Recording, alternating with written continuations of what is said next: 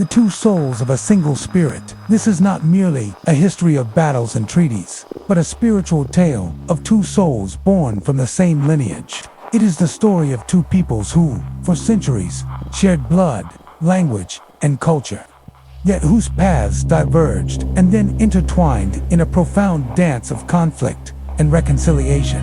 It is a story of how two branches of the same tree can grow in different directions, taking on new forms while remaining connected to a single, ancient root. Long ago, on a small, mist-shrouded island, there lived a proud and resilient tribe. They called themselves the British. Their world was one of stoic beauty, of harsh sea winds, rolling green hills, and ancient forests. Their civilization was a finely woven tapestry of tradition and order, with every person holding a defined place within a grand, hierarchical structure. The heart of their society was the monarchy, a symbol of stability and divine right, and their lives were governed by a sense of unwavering loyalty and discipline. They lived in strong, timber-framed homes with thatched or slate roofs, built to withstand the temperamental climate. Their wardrobe was practical and durable, made primarily of thick wool and sturdy linen, which kept them warm and dry. For the common folk, clothing was often coarse, while the gentry wore more finely tailored garments. Their diet was simple yet robust, a direct testament to their land and sea. They ate wild game, freshwater fish, and vegetables from small kitchen gardens. The staple of every meal was bread, made from wheat or barley. Their days were dictated by the seasons and the rhythms of the earth, fostering a spiritual character that was grounded, patient, and deeply rooted in ritual. Within this disciplined tribe, there was a restless spirit, a longing for something more. This yearning for exploration and new horizons led a brave adventurer to set sail across the vast, unknown sea. After a perilous journey, he stumbled upon a land of breathtaking, untamed beauty, a land of endless forests, towering mountains, and mighty rivers teeming with life. He called it the New World. News of this discovery spread like wildfire. Soon, a new kind of exodus began, driven by a profound and multifaceted spiritual hunger. It wasn't just adventurers who came, but a diverse array of dreamers, outcasts, and those who felt stifled by the rigid structure of the old world. Merchants came seeking fortune and a chance to rise above their station. Religious dissenters, like the Pilgrims, came seeking the freedom to worship God in their own way, without the dictates of a state church. Families came seeking a second chance at life, a place where their hard work could be their legacy, not their bloodline. This vibrant, diverse tapestry of souls, upon settling in this new, wild land, began to call themselves Americans. Now, there were two distinct peoples, the British and the Americans. The British, on their island, continued to evolve at a rapid pace. The Industrial Revolution brought a torrent of change, transforming their way of life. Factories hummed, and the clang of machinery echoed across the land. Their clothing became more refined, with the widespread availability of softer cotton from their global empire. Their diet became richer and more varied, as exotic spices, teas, and sugar from distant lands flowed into their ports. Their homes became more permanent, built of brick, and their cities swelled with newfound wealth. Their society, though still bound by tradition, became a beacon of global power and influence, driven by a spirit of innovation and conquest. Meanwhile, the Americans lived a completely different kind of life. Their existence was a constant negotiation with nature. They were pioneers in every sense of the word, carving a new life out of a wilderness. Their clothing was practical and hard-wearing, made of homespun cloth and deerskin, designed for the rigors of the frontier. Their food was a direct harvest from the land. Corn was a staple, supplemented by wild game from the forests, and fresh vegetables they learned to cultivate from the indigenous peoples they sometimes befriended. Their homes were simple log cabins, built with their own hands, a testament to their self-reliance and the democratic spirit of their communities. Their spiritual core was one of rugged individualism, a profound belief in self-determination, and a rejection of the old world's rigid class system.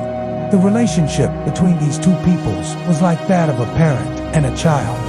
The British saw themselves as the benevolent, if strict, guardians of the Americans. They provided military protection and a framework of law, expecting in return the loyalty and resources of the New World. The Americans, in turn, respected their heritage but yearned to grow beyond it. They were the rebellious offspring, a new soul yearning for its own identity. This spiritual connection began to fray when the British Crown, facing financial strain, decided to exploit the New World. They imposed heavy taxes on the Americans without their consent, leading to a profound sense of injustice. The Americans famously declared, "No taxation without representation." This wasn't just a political slogan. It was a spiritual cry for justice. They felt that their labor, their sweat, and their spirit were being siphoned off without their consent, violating a fundamental moral principle. The moral fabric of their shared lineage was beginning to tear. The British Crown, blinded by its own power and a deep-seated belief in its authority, saw the Americans' protests as nothing more than the insolence of a rebellious child. King George III, with the full might of the empire behind him, sent his soldiers to enforce his will, but he failed to grasp the depth of the Americans' resolve. This was no mere political squabble over taxes. It was a profound spiritual war for freedom and self-determination. The Americans had begun to feel themselves as a distinct entity with their own soul and destiny, and they were not willing to let it be extinguished. The conflict, which we now call the Revolutionary War, was a poignant and brutal affair. The battlefields were filled with the sad and terrible irony of brothers fighting brothers. On one side stood the British soldiers, a formidable force in their bright red coats, marching in disciplined, perfect lines. They were the very embodiment of the old world's power, tradition, and rigid order. Their supplies were vast, their uniforms a testament to the wealth of an empire. Their meals were often reliable, consisting of salted beef, hardtack biscuits, and generous rations of rum. Their clothing, while heavy and sometimes uncomfortable in the American heat, was a mark of their professionalism and the seemingly limitless resources of the Crown. They had little concept of the moral fire that fueled their opponents. They were simply doing their duty, fighting a distant rebellion. On the other side were the American revolutionaries, a stark and inspiring contrast. They were a motley crew, representing the diverse spirit of the New World. Often ragged, their clothing was a mixture of homespun wool, linen, and whatever they could acquire or fashion from materials like deerskin. Their uniforms, if they had them, were a motley collection of blue, brown, or faded earth tones. Their diet was a constant struggle, a testament to their rugged existence. They relied on meager supplies of corn, which they often ground into a coarse meal, and whatever wild game they could hunt in the forests. Their camps were simple, consisting of rough log huts or makeshift tents, offering little protection from the brutal winters and sweltering summers. Yet, despite these profound hardships, their spirits were aflame with a burning desire for liberty. They were not fighting for a king but for a moral principle, the sacred right of every individual to govern their own destiny. This was a profound and powerful spiritual awakening, a collective realization that their souls could not be owned or ruled by another. The war was a long and agonizing crucible that forged the American identity, stripping away the last vestiges of their British past. It was a separation as painful as a soul leaving a body. The moral cost was immense, with families torn apart and a deep, bitter resentment taking root. Yet, out of this pain came a new sense of purpose and a unified spirit. The very act of enduring together, the hunger, the cold, the defeats created an unbreakable bond among the revolutionaries. They realized that their struggle was for something far greater than themselves. It was for a promise, a future where freedom was the foundation. Ultimately, fueled by their unwavering courage and a deeply just cause, the Americans achieved independence. This victory was more than a military triumph. It was a profound spiritual victory. The British Crown was humbled, and its arrogance was broken. This defeat forced the British soul into a deep, introspective shock, compelling them to reevaluate their own rigid system and their understanding of power. They were forced to confront the moral failings of their actions. For the Americans, their victory was a realization of their destiny, the birth of a nation with a soul of its own. With their hard-won victory, the Americans faced the daunting task of building a nation from scratch. Their journey into independence was not an immediate leap into prosperity, but a long, challenging path of self-discovery. Their society, forged in the crucible of war, was now defined by a new ethos. Liberty was not a gift, but a right to be protected by constant vigilance. Their living standards began to evolve, moving from the rugged frontier lifestyle towards something more permanent and structured. The log cabins, symbols of their pioneering spirit, gradually gave way to more permanent homes of clapboard, brick, and stone, reflecting a growing stability.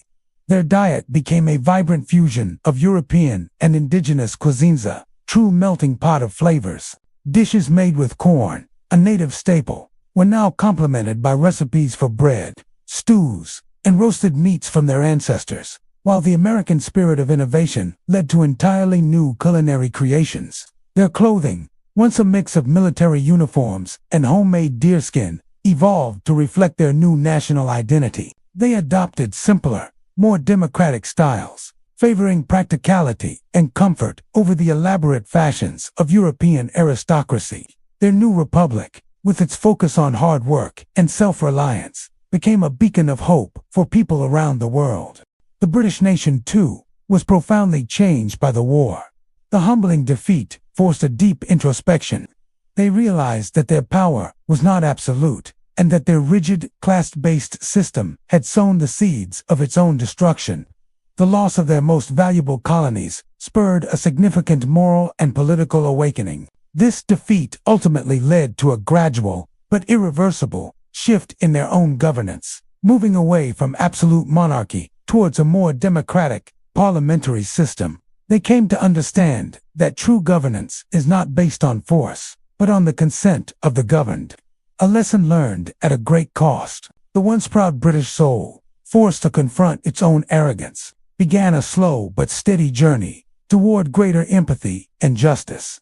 For many years after the war, a strained silence existed between the two nations, a quiet resentment born of old grievances. The bitter memory of the conflict created a chasm that seemed impossible to bridge, but as time passed and new generations rose, the old wounds began to heal. The shared history, language, and cultural heritage, though temporarily obscured by conflict, proved to be an unbreakable bond. They were two branches of the same family tree, who, having grown apart and found their own identities, now possessed the wisdom to respect each other's independence. This was a spiritual reunion, a recognition that their fates were intertwined despite their separation. The relationship that evolved between the British and the Americans became unlike any other. It was a unique partnership of equals, founded on mutual respect rather than control. They learned from each other. The British, with their long history of diplomacy and tradition, helped temper the Americans' youthful impetuosity. They provided a sense of continuity and a wealth of experience in navigating global affairs. The Americans, with their boundless spirit of innovation and entrepreneurship, inspired the British to break free from old constraints and embrace new ideas, technology, and economic models. This dynamic exchange of ideas and values forged an alliance that would prove essential in the coming centuries. This history is a powerful spiritual lesson. It teaches us that even the most painful separations can lead to a deeper, more meaningful bond. The story of the British and the Americans is a testament to the fact that blood runs thicker than water, but a shared moral purpose and a spirit of liberty run deeper than both. It is a reminder that freedom is not merely a political concept, but a sacred, spiritual trust that must be protected and honored.